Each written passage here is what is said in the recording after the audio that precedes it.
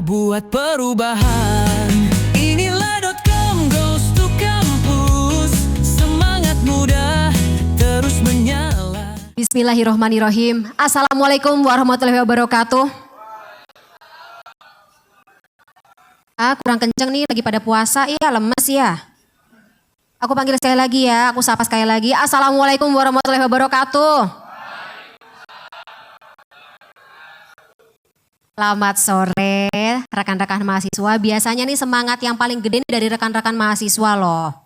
Selamat sore semuanya. Apa kabar? Apa kabar? Puasanya lancar ya? Masya Allah. Yang hari ini masih puasa siapa aja? Oh Masya Allah. Insya Allah puasa hari ini semakin berkah ya, semakin banyak mendatangkan rezeki karena kedatangan teman-teman di Auditorium Bahtiar Effendi sore hari ini. Dalam acara inilah Goes to Campus, Ramadan Safe and Smart, mudik nyaman, Ramadan berkesan, tips aman dan cerdas menghadapi lebaran. Yang diadakan atau diselenggarakan oleh inilah.com, pionir media online inovatif di Indonesia. Tepuk tangannya dulu dong. Seneng deh. Saya nih kalau misalnya masuk ke kampus lagi tuh berasa muda lagi gitu ya. Saya beda sekitar 5 tahun lah dari kalian. Bohong. Oh kalau bohong puasanya berkurang ya? Pahala puasanya berkurang ya? Astagfirullahaladzim. Jangan, ntar dulu. Tanggung 2 jam lagi. Sebelumnya saya ingin memperkenalkan diri terlebih dahulu. Nama saya Fani Imaniar dan hari ini saya akan memandu jalannya acara kita sore hari ini. Oke. Teman-teman masih pada semangat ya? Karena semua pertanyaan jawabannya insya Allah. Masya Allah. Kawan-kawan semuanya, acara inilah Goes to Campus, Ramadan Safe and Smart, mudik nyaman, Ramadan berkesan. Tidak akan terlaksana dengan baik tanpa dukungan dari Universitas Islam Negeri Syarif Hidayatullah Jakarta. Saya minta tepuk tangannya terlebih dahulu teman-teman semuanya. Kampus dan juga universitas yang keren dan akan melahirkan calon-calon pemimpin bangsa selanjutnya. Amin.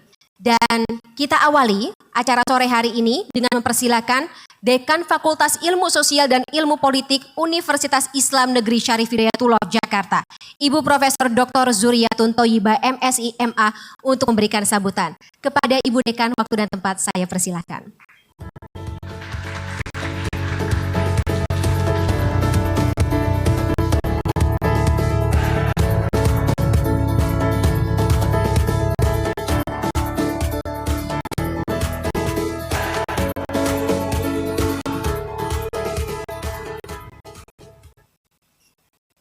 Terima kasih Mbak Fani ya, Mbak Fani Imaniar. Assalamualaikum warahmatullahi wabarakatuh. Yang terhormat pimpinan FISIP, ada Pak Wadek 1, ada Bu Wadek 2, dan saya kira juga ada Pak Wadek 3 ya. Pak Iding saya perkenalkan, beliau Dr. Iding Rasyidin, Wadek 1, Wadek 2 Ibu Dr. Cucu Nurhayati, Wadek 3 Dr. Agus Nilmada Azmi, katanya sih mau datang tapi mungkin nyusul ya. Ada Pak Kaprodi dari Hubungan Internasional, ada beberapa dosen, ya, ada Bu Jamilah, Kaprodi Sosiologi, ada Bu Dr. Vidita ya. Beliau kebetulan sangat tertarik hadir ya karena akan membahas tentang kejahatan digital dan saya kira ini menjadi topik yang sangat menarik ya.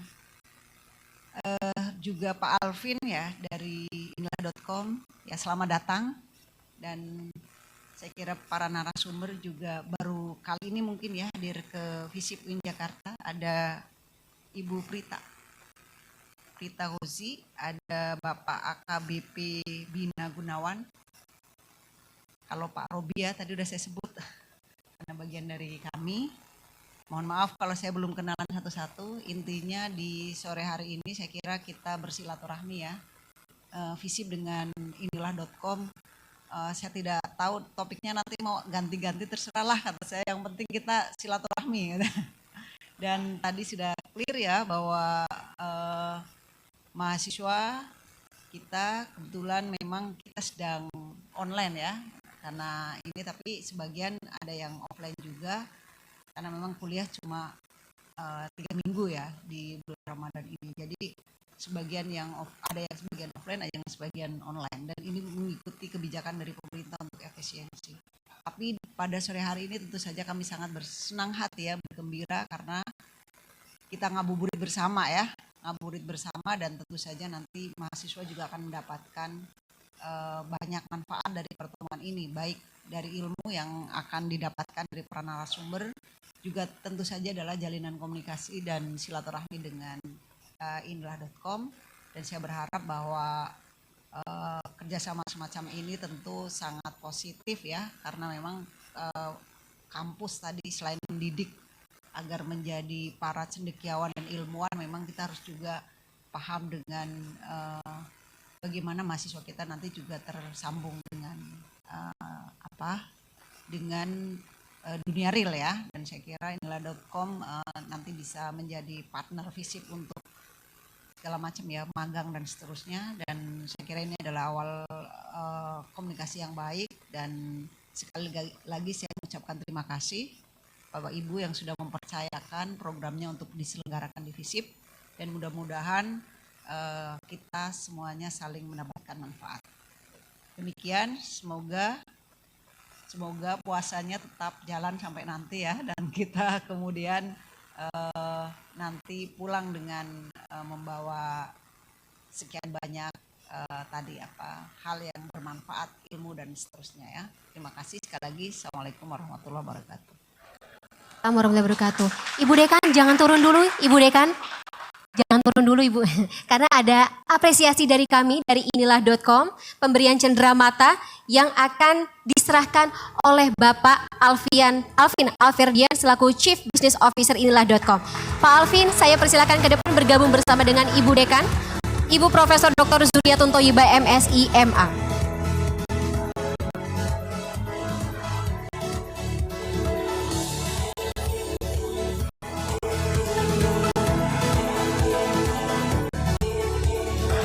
Teman-teman fotografer bisa dibantu untuk mengabadikan momen yang berharga sore hari ini.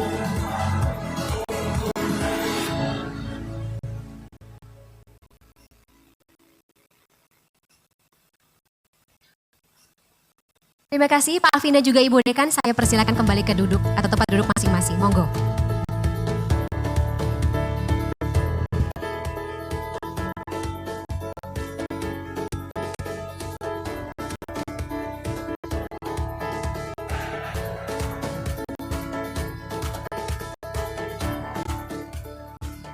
Baik, terima kasih sekali lagi Ibu Dekan dan juga Pak Alvin. Kawan-kawan semuanya, hadir sejak tahun 2008, inilah.com tetap konsisten untuk selalu berada di garis depan dalam mendukung dan memperkuat demokrasi di Indonesia. Menjadi pionir media online inovatif dan penyedia one-stop digital solution service, inilah.com telah dipercaya oleh berbagai klien, mulai dari pemimpin nasional hingga pejabat daerah, dari politisi hingga figur publik seperti selebriti, juga brand dan institusi terkemuka. Inilah.com memberikan layanan yang berkualitas dengan solusi yang efektif dan program yang berdampak untuk menjangkau seluruh kalangan termasuk generasi muda Indonesia. Melalui acara Inilah Goes to Campus, Inilah.com menyapa dan berkomunikasi secara dekat, secara langsung kepada Anda semua, teman-teman mahasiswa, calon penerus bangsa, kebanggaan Indonesia.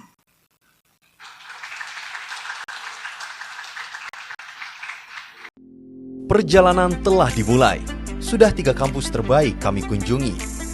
Pemahaman tentang jurnalisme untuk demokrasi kami sampaikan kepada 500 mahasiswa di Universitas Sultan Ageng Tirtayasa Banten.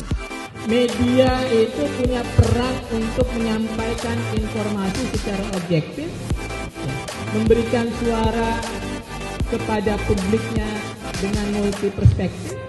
Kami juga mengajak 1.000 mahasiswa Universitas Pancasila Jakarta untuk berdampak melalui jurnalisme digital. Ya, kita membuat diferensiasi, membuat isu sendiri, membuat impact report, sehingga memang kita membutuhkan membaca sendiri. Sebanyak 500 mahasiswa Universitas Islam Negeri Jakarta kami yakinkan untuk menjadi agen anti-hoax. menyebarkan hoax itu ada pidananya. Jadi jangan sembarangan menyebar berita hoax, karena meskipun itu bukan kita yang membuat, ya kita hanya share, itu bisa kena undang-undang ITE. Inilah cara kami untuk menyapa generasi muda bangsa. Melalui Inilah Goes to Campus, inilah.com akan terus mengunjungi kampus-kampus terbaik di Indonesia. Total 20 kampus akan kami sapa untuk ciptakan bibit unggul punggawa jurnalisme demokrasi Indonesia. Sampai jumpa di Inilah Goes to Campus berikutnya. Inilah.com, titik tengah, titik cerah.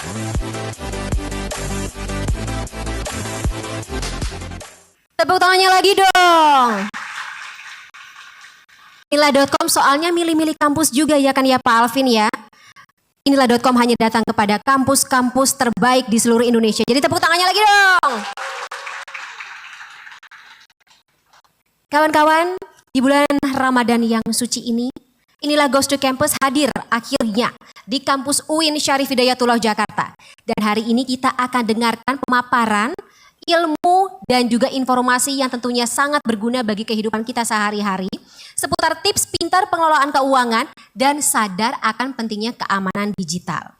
Nanti kalau misalnya ada yang mau curhat mungkin kepada para narasumber kita, tidak hanya bagaimana caranya mengelola keuangan yang efektif dan efisien, tetapi juga bagaimana menjaga diri kita masing-masing di tengah bahaya yang kita hadapi di era digitalisasi saat ini.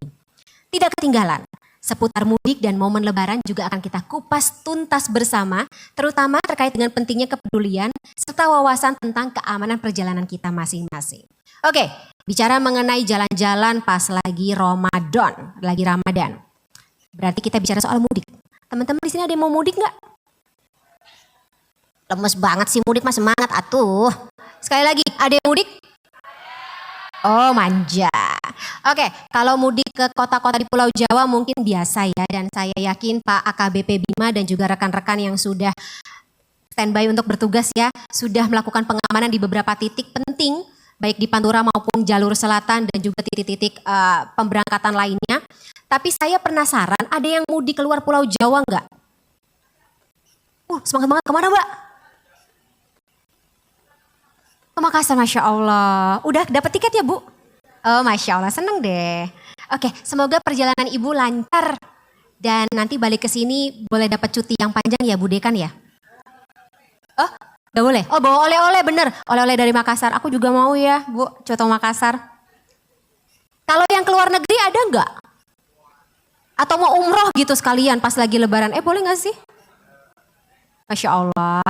Gak ada ya, tapi insya Allah nanti dapat rezeki yang lebih besar, bisa umroh dalam waktu dekat. Amin. Siapa tahu inilah.com bisa memberikan goodie bag tiket umroh ya Pak Alvin. Tepuk tangan dulu. Iya, tepuk tangan dulu dong. Nah, hari ini info-info yang tadi saya sudah sebutkan akan kawan-kawan dapatkan dalam acara talk show Inilah Goes to Campus. Mudik nyaman Ramadan berkesan. Siapa yang sudah tidak sabar untuk ikut serta dalam sesi talk show-nya? Lemes deh. Masih beberapa jam lagi nih. Siapa yang udah atau udah ready? Aku nggak mau mulai kalau belum ada tepuk tangan yang keras. Yang pertama, saya akan panggil Mbak Prita Hapsari Gozi, SEMCom, G-Cert FP, CFP, QWP, AEPP, selaku Principal Consultant dan CEO Zep Finance yang akan memberikan wawasan seputar literasi keuangan dan tips pengelolaan keuangan yang tepat bagi rekan-rekan mahasiswa. Kepada Mbak Prita saya persilakan.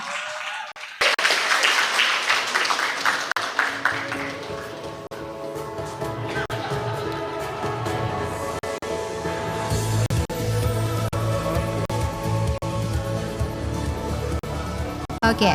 Selanjutnya saya akan panggil atau persilakan narasumber kedua kita sore hari ini.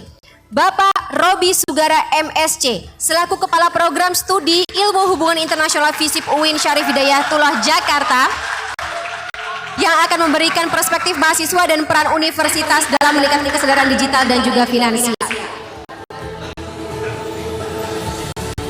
Wah, sambutan buat Pak Robi kenceng banget nih. Katanya dengar-dengar yang datang hari ini dikasih nilai A+ ya Pak? Apa sih? Iya nggak sih? Weh, banyak banget nih.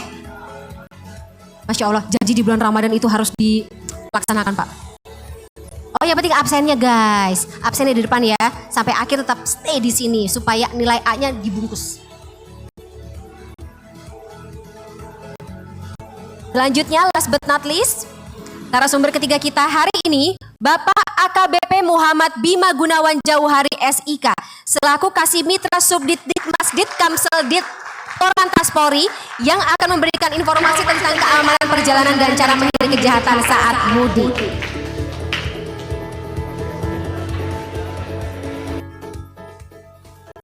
Izin Bapak-Bapak dan juga Mbak Prita, saya duduk juga ya bergabung bersama dengan para narasumber kita sore hari ini. Saya sapa terlebih dahulu. Sehat Mbak Prita? Alhamdulillah Mbak Fani. Aku boleh sapa-sapa yang sudah hadir di sini? Boleh banget. Oke, bismillahirrahmanirrahim. Assalamualaikum warahmatullahi wabarakatuh.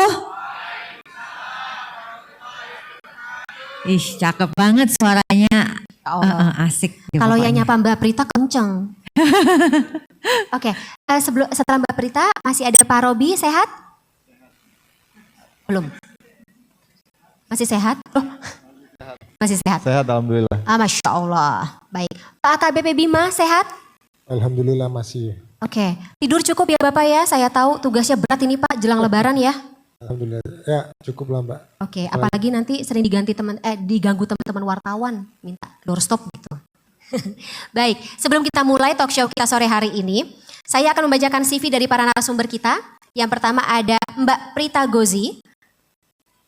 Prita Hapsari Gozi merupakan Principal Consultant dan CEO dari ZEP Finance sejak tahun 2009. Mendapatkan gelar Sarjana Ekonomi Akuntansi dari Fakultas Ekonomi Universitas Indonesia. Prita Hapsari Gozi dan juga yang lebih akrab disapa oleh para netizen dan juga teman-teman yang mendapatkan ilmu ya, sebagai Mbak Prita Gozi, juga memiliki gelar Master in Commerce Banking and Accounting dari University of Sydney dan Master of Graduate Certificate in Financial Planning di Vinsia, Australia. Saat ini Mbak Prita juga aktif sebagai dosen tetap di Departemen Akuntansi di Fakultas Ekonomi dan Bisnis Universitas Indonesia sejak tahun 2009. Tepuk tangannya dulu dong. 2009 udah pada lahir belum sih? Udah ya? Udah. Juga ya, hitung-hitung. Ketahuan soalnya saya bukan sarjana akuntansi, maka hitungannya jelek.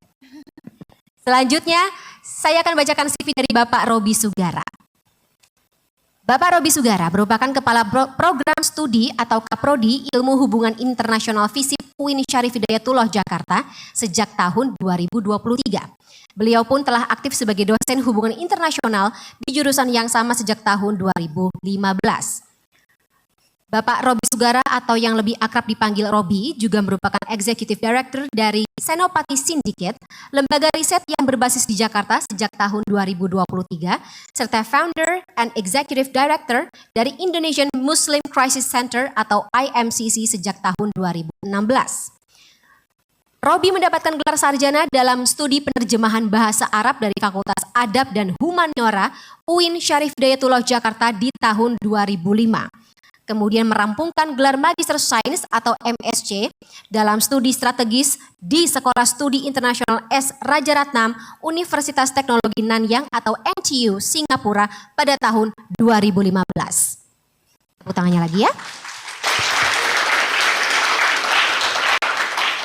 Dan selanjutnya saya akan bacakan CV dari Bapak AKBP Muhammad Bima Gunawan Jauhari. Muhammad Bima Gunawan Jauhari saat ini menjabat sebagai Kasih Mitra Subdit Dikmas Ditkamsel Korlantas Polri. Bapak Muhammad Bima Gunawan Jauhari yang atau akrab disapa Bima merupakan lulusan Akpol di tahun 2007, kemudian dilanjutkan dengan S1 di Sekolah Tinggi Ilmu Kepolisian atau STIK, PTIK dan lulus pada tahun 2015. Selanjutnya merampungkan Sespimen atau Sekolah Staf dan Pimpinan Menengah pada tahun 2024. Dengan semangat integritas dan loyalitas, AKBP Bima aktif berkontribusi dalam menjaga keamanan dan ketertiban, serta terus berupaya meningkatkan kualitas pelayanan publik demi menciptakan lingkungan yang lebih aman dan juga harmonis. Saya juga akan menyapa teman-teman yang mungkin sedang nonton. Assalamualaikum warahmatullahi wabarakatuh. Apa kabar? Kawan inilah. Kita masuk ke sesi utama kita sore hari ini dan tadi saya juga sudah memperkenalkan 3 narasumber kita yang akan membahas tidak hanya mengenai literasi keuangan tetapi juga literasi digital dan juga keamanan kita di dunia digital serta keamanan kita saat kita sedang melaksanakan perjalanan arus mudik dalam Ramadan tahun 2025 ini.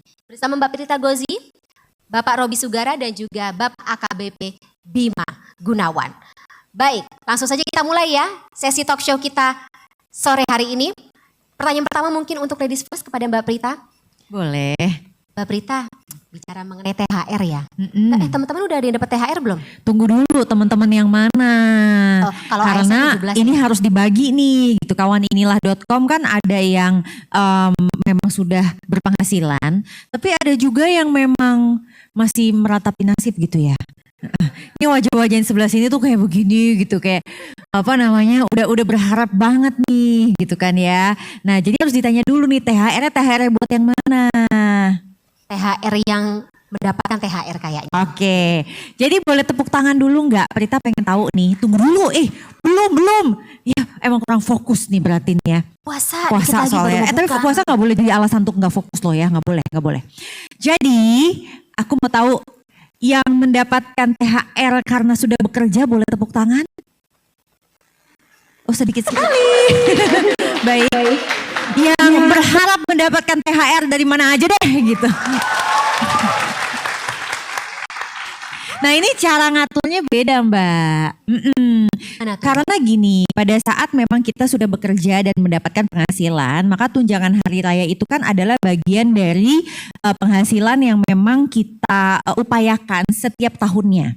Oleh sebab itu biasanya untuk mereka yang sudah berpenghasilan, ini saya menganjurkan itu cara membaginya adalah 3. Yang pertama adalah untuk living. Living tuh apa sih kalau dalam kacamata THR? Ya misalnya untuk keluarganya itu mungkin ada hidangan lebaran, pokoknya semua kebutuhan lebaran. Lalu yang wajib-wajib seperti zakat fitrah jangan lupa. Dan mungkin untuk para wanita gitu ya atau yang kemarin sakit gitu bayar fidyahnya dulu lah gitu ya. Nah kemudian mungkin kalau udah ada yang kerja lagi sama dia itu biasanya juga ada kasih THR lagi. Nah itu kita sebutnya living. Biasanya kita akan ambil sekitar setengah tuh dari THR-nya. Lalu nextnya itu adalah kita sebutnya playing. Misalnya beli kereta, tiketnya kelas ekonomi, ada lebihan nih gitu, playing boleh ya. Jadi kelasnya tuh mungkin yang eksekutif gitu. Nah itu bisa ambil dari situ. Jadi 3 juga. Tapi dia lebih simple.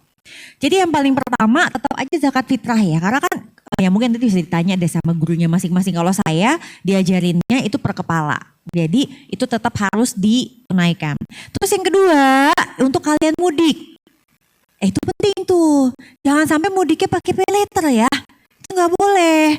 Jadi memang kalau bisa pakai kiriman dari orang tua. Nah biasanya nanti mereka kan suka dapat nih. Kalau yang masih mahasiswa tuh kalau beruntung pas lagi lebaran masih ada salam tempel ya. Bener ya, masih kan biasanya kalau yang masih mahasiswa tuh masih diberikan lah gitu. Yang belum kawin biasanya ya. Ya belum, betul belum nikah, belum bekerja gitu. Nah ini kalau bisa kalian invest. Yes, karena kalau udah mahasiswa itu sebenarnya kalau bisa tuh belajar berinvestasi. Jadi nextnya itu adalah invest. Kalau gitu yang ketiga apa? Yang ketiga tuh playing tetap boleh. Jadi misalnya kalian mau beli baju lebaran atau misalnya yang perempuan mau beli skincare baru, yang pria mungkin mau beli sepatu baru, itu monggo aja. Jadi selama THR ini kemudian bisa kalian alokasikan dengan baik, berarti itu udah bagus banget. Kalau persentase dari masing bagian gimana Mbak Prita? Nah, kalau yang tadi untuk yang kerja kan tadi saya sampaikan 50, 30, 20. 50 itu untuk living, 30-nya untuk yang tadi tuh bayar utang atau saving, lalu yang 20-nya untuk playing. Nah, kalau untuk mahasiswa tuh agak nggak bisa dibagi-bagi Mbak. Karena mahasiswa itu tuh juga dia udah pusing banget sama rupiahnya, betul nggak? Jadi nanti kalau aku bilang kasih persen-persen gini juga susah banget Mbak Prita untuk dibagi. Saya paham. Makanya untuk saya yang penting kalian alokasiin deh. Ada yang buat invest. Alokasiin deh. Ada yang buat wajib-wajib tadi. Ya benar nggak gitu ya. Terus kalau misalnya emang masih mau beli-beli boleh, tetapi hanya dari situ aja. Nggak boleh sampai pay later dulu nanti juga bakal dapat salam tempel. Itu nggak boleh tuh yang kayak gitu. Terlalu pede ya, nggak boleh ya. Tapi kalau misalnya saya suka tanya nih mahasiswa saya, kamu kenal pay later nggak? Coba saya nanya dulu deh yang di sini. Kenal pay later nggak? Punya pay later nggak? Kalau bohong dosa loh. Nggak apa-apa, Kan nggak semuanya bilang nggak, punya ada yang diem aja. Kita listen, gitu. nggak judging kan ya? Nggak Mbak boleh. Tika? Jadi prinsipnya gini, pay later, pinjaman online, dua-duanya itu adalah utang. Oke, utang ini adalah kewajiban yang harus dibayar. Antara pay later dan pinjaman online mana yang lebih berbahaya? Kenapa? Jawabannya betul, tapi alasannya kenapa? Sebagai mahasiswa harus kritis, harus tahu kenapanya. Bukan bunganya besar. Ayo, apa? Ada yang tahu nggak kenapa? Semuanya juga pakai data. Tanya sama Pak Polisi, semua juga bisa ada datanya. Apa coba perbedaan pay later dan pinjol yang paling mendasar yang membuat memang pinjaman online itu lebih berbahaya daripada pay later? Ini aku kasih tahu ya. Pay later itu transaksinya tuh ada underlying-nya. Tahu underlying nggak apa? Jadi kalau untuk bisa ambil pay later, kalian harus bertransaksi terlebih dahulu. Entah itu transaksinya berupa barang ataupun jasa. Baru kemudian diikuti dengan pay later. Namun kalau pinjaman online, itu kadang-kadang terasa sebagai hadiah. Karena kamu mengambil pinjaman online, let's say 2 juta, 5 juta, masuk ke rekening lalu kamu anggap alhamdulillahirrabbilalamin gitu. Rezeki dari siapa ya nggak tahu lah gitu katanya gitu. Rezeki memang tidak pernah salah kamar katanya gitu. Jadi rezeki nggak pernah salah rekening, masalahnya itu pinjol. Apa sih sebenarnya bahaya terbesar dari mengambil pay later maupun pinjol? Bahaya terbesar adalah kita nih sebagai manusia dibuat gak sabaran. Yang tadinya kita sabar mau nabung dulu, menunda dulu. Sekarang kalau aku mau, aku harus dapat itu. Tahu nggak itu nama konsepnya apa? Ada yang tahu nggak teorinya apa itu? Catat ya, namanya delaying gratification. Delaying gratification. Nah, kenapa ini jadi penting? Karena untuk mahasiswa ini jadi karakter. Jadi kalau cuma kita bicara keuangan mah aduh itu mah permukaan. Tetapi ke dalamnya ini ya yang bahaya buat teman-teman kawan inilah adalah orang-orang yang memang sulit untuk delaying gratification menurut studi dari Stanford University, tahu kan itu di mana? Oke. Ternyata dia memiliki tingkat kesuksesan di masa dewasanya lebih rendah. Karena dia gak sabaran. Dia tidak punya skill menunggu. Dia tidak punya skill menahan diri. Jadi kejiwaannya itu agak terganggu gitu lah. Kalau ngelihat orang lain pada punya apa, aku juga mau itu. Terus orang lain bilang, ih lu tuh jelek banget gitu ya. Dia langsung gak pede. Lagian orang lain mau bilang kita jelek, biarin aja, kita ngerasa kita cakep gitu aja lah. Ya, jadi biarin aja orang mau ngomong apa. Kayak, ih kamu kok burik banget sih gak pakai make up ya. Biarin aja. Menurut aku gak burik gitu kan ya. Jadi kemampuan-kemampuan itu sebenarnya yang digoda oleh si pay later dan pinjol. Nah, paling pertama, yang paling susah sebetulnya adalah impulsivity untuk check out online shopping. Betul nggak? So caranya adalah kamu masukin aja ke keranjang, nggak apa-apa. Tapi nggak boleh check out. You go sleep, ya. For another, I don't know how many hours. Lalu kemudian kalian tunggu lagi besok malamnya. Pengen tahu gak sih itu ada apa di keranjang itu? Jangan. Enggak boleh. Nanti itu menimbulkan masalah baru Pak gitu ya. Nanti kasihan nih yang hadir di sini belum menikah langsung aduh takut banget nih mau menikah gitu kan ya. Yang udah punya pacar juga jadi mundur. Jadi langsung mundur gitu. Jadi bawa tidur. Lalu besoknya tuh coba perhatikan diri kita sendiri. Kita nyari gak sih si keranjang itu? Kalau kita gak nyari, sebenarnya kita gak butuh. Dan kita gak pengen banget. Karena biasanya transaksi itu terjadi di malam hari, di saat lagi bengong ya. lagi drakor udah gak ada yang bagus, udah ini tidur belum bisa, udah scrolling deh gitu kan ya. Wah itu tuh paling sering. Jadi bawa tidur dulu, lalu tunggu besoknya. Kira-kira itu dulu Mbak tipsnya. Jadi ini sudah ada penelitiannya nih Pak gitu, tapi dilakukannya memang di Amerika Serikat. Ini ada tanda-tanda fisik. Kalau misalnya seseorang itu sedang mengalami financial distress. Tanda fisik yang pertama, tahu nggak apa? Bukan. Enggak, bukan. Tanda fisik yang pertama menurut penelitian tersebut adalah terjadinya muscle tension and back pain. Jadi sakit punggung. Betul, sakit punggung, pegel-pegel di sini. Nah itu terindikasi dia itu sedang financial distress. Tapi itu ada yang game online juga tuh, yang kayak begitu. Exactly, itu kan dia stres di situ. Ada itu, tegang gitu ya. Jadi itu dia paling pertama kelihatannya adalah sebenarnya dari bentuk tubuhnya dia itu. Ini harus dicek nih satu-satu. Kayaknya gitu. Sebenarnya nanti bisa itu kalau lagi sesi olahraga gitu ya, itu bisa ketahuan. Yang kedua, tandanya itu adalah dia mengalami migrain. Langsung pada bisik-bisik tuh satu sama lain. Oke. Lalu yang ketiga, insomnia, susah tidur. Terus pada gini Pak, kok kayaknya itu semua saya katanya gitu. Tapi ini akan jadi pertanyaan dasar juga nanti yang dapat beasiswa, dapat tanda tangan ketua prodi, saya bilang kamu tidur semalam jam berapa? Nanti ada pertanyaan itu loh. Disaring. Bisa jadi. Nah yang keempat itu tekanan darah tinggi. Oh tadi ada yang sampai lepasan. Oh. Tekanan darah tinggi.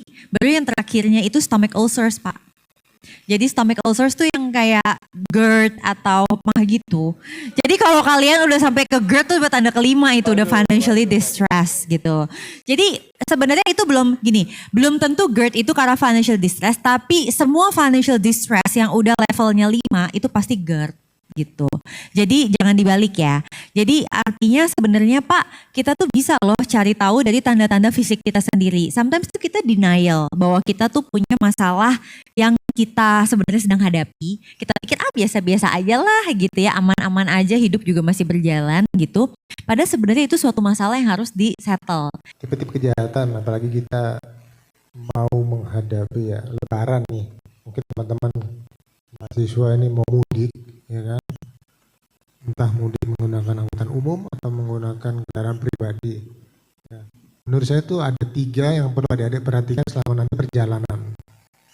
Ya, kejahatan-kejahatan yang sering terjadi itu ada 3 yang perlu diperhatikan. Yang pertama, misalkan adik-adik menggunakan angkutan umum ya, hati-hati terhadap penipuan tiket atau tiket palsu. Ya. Kemudian yang kedua terkait pengambilan uang di ATM dimanapun adik-adik nanti berada. Ya sekarang masih ditemukan para pelaku yang menggunakan peralatannya ya untuk menggunakan mesin ATM sebagai sarana skimming. Ya. Tahu kan skimming ya? Menggandakan kartu ATM adik-adik melalui mesin ATM. Itu yang kedua. Yang ketiga,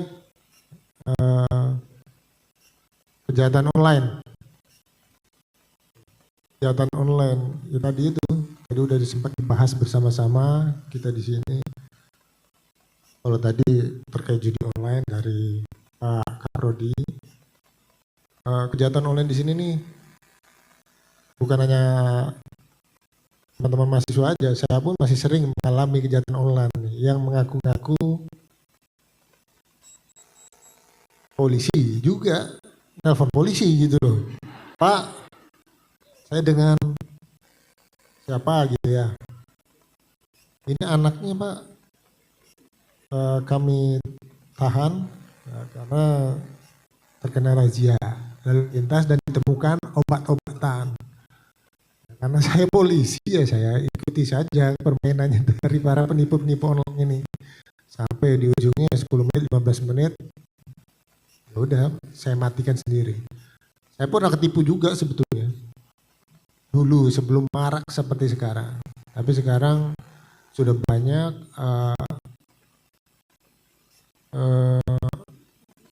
kasus-kasus yang terjadi, juga sudah banyak cara-cara menghindarinya.